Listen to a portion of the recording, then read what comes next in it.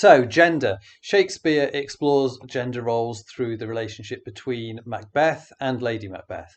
Both characters are powerful, but they display their power in different ways. Macbeth expresses his power through violence. He wins the title of the Thane of Cawdor through victory in battle and wins the crown through murder, whereas Lady Macbeth displays power through words, manipulation, and controlling her husband to achieve her own ambitions. Traditional gender roles are disrupted in the play. Lady Macbeth sees her femininity as a barrier to getting what she wants, and she wishes for more masculine traits, such as cruelty. When she manipulates Macbeth, she reverses their gender roles. She mocks his lack of masculinity and takes control of him. We also see the witches display a masculine appearance that represents their strange and evil nature. Banquo is confused to see that they have beards at the beginning of the play. Shakespeare shows a more sensitive side to masculinity through the character of Macduff.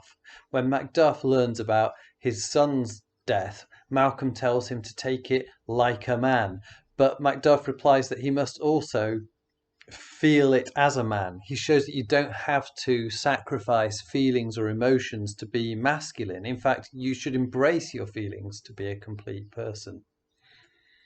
In terms of context and the time that Macbeth was written, Britain in Shakespeare's time was a patriarchal society, and this meant that almost all positions of power and authority were held by men.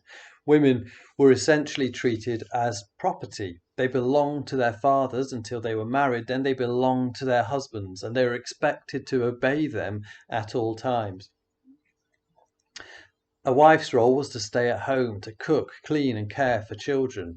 Lady Macbeth's character would have been extremely controversial to an audience in Shakespeare's time because she breaks all the expected rules. She has a dominant role in her marriage and controls her husband.